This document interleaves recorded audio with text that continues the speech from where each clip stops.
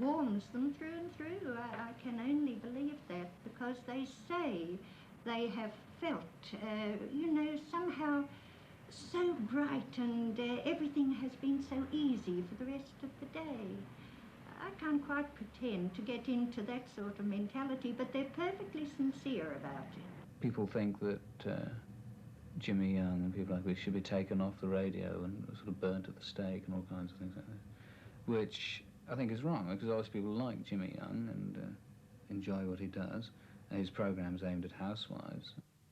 John Peel, the stormy petrel of Radio 1, who infuriated Harold Wilson when the government's Biafra policy was criticised on his programme. He shocked listeners too by admitting he'd suffered from VD and discussing the beauty of women's nipples.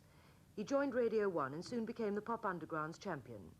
On his show, he's as likely to play a Korean Buddhist chant as the Beatles' latest.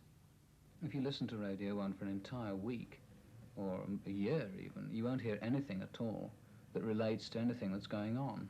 You know, it's just all, it's incredibly predictable sort of porridge, really, just meaningless stuff. And I think it would be better if it related to things that were going on, if it was more immediate, because this is where radio scores over the other media, in that it can be immediate, it can be right there, you know, it's what's actually going on, what's happening. And it should be much more flexible than it is, because now you can turn on the radio at any given time, and you know exactly what's going to come out of it. You know, it's this, hi, great to be with you this morning, we've got some knockout sounds, or whatever time of day it is, you know. And you don't learn anything at all from listening to it for an entire week. And the music, of course, is basically, I think, pretty dismal. Radio 1 excites! But John Peel's views don't prevent him taking home his £40 a week salary from the man in charge. It's considerably tidier studio than you had last week. Well, I had a bit of time to clean it up afterwards for once, you see. Yeah, that's almost habitable. Looked as though you had a wedding in here last week. Yeah, well, I told you that was that box, the apple people sent, and that poof, there was a bunch of little things in it. Oh, furnished is gone. All right. I was going to leave you a pogo stick, but... A real one? Yeah. Oh, very good. I used to have one of those. Came in the mail today. A full...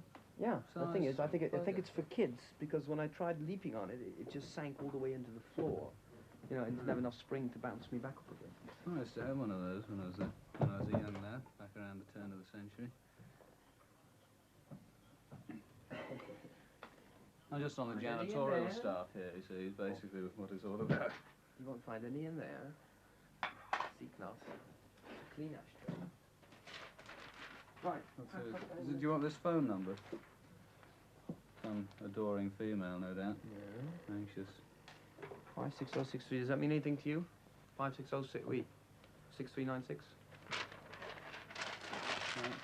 I cannot believe, I simply cannot get used to the idea that people consider DJs to be pop stars and all this kind of thing, because it's ludicrous. I mean, it really is. The comparison I always make is the thing about a book. You know, if you buy a book, you need the numbers on the pages to find your place and find your way through the book, but the numbers on the pages are not the book, and the DJs are not radio. An awful lot of them have unfortunately become convinced that they are, and so they build up these enormous publicity machines for nothing, you know, which is very strange indeed. You have a picture of Tony Blackburn up there. Yes, well, that's there basically as a cautionary tale, I think, because it seems to me, with the best will in the world, that Tony has become a victim of this star-building DJ thing. And I think it's very sad, because what appears to have happened, and I may be doing him a considerable injustice, but what seems to have happened is that you had originally Tony Blackburn, you know, nice little guy from Bournemouth and stuff, who liked doing jolly radio programs, and was a happy little fella. Eventually, he sort of publicity thing was built up next door to him, and little bits of Tony Blackburn were fed into this machine, you see, into this sort of thing that's built up alongside the real Tony Blackburn. And eventually, for one reason or another, he moved into it completely, you know. So that now, I always get the feeling, and I think he perhaps feels it himself, although he probably wouldn't admit it, that he's like a totally created person, you know, sort of, it's jollity and friendliness of the flick of a switch, you know. You often wonder if he goes to the loo. I think there's more glamour to being a disc jockey than to being an actual artist or a singer. I wouldn't like to be a pop singer because I don't think there's any glamour to it anymore.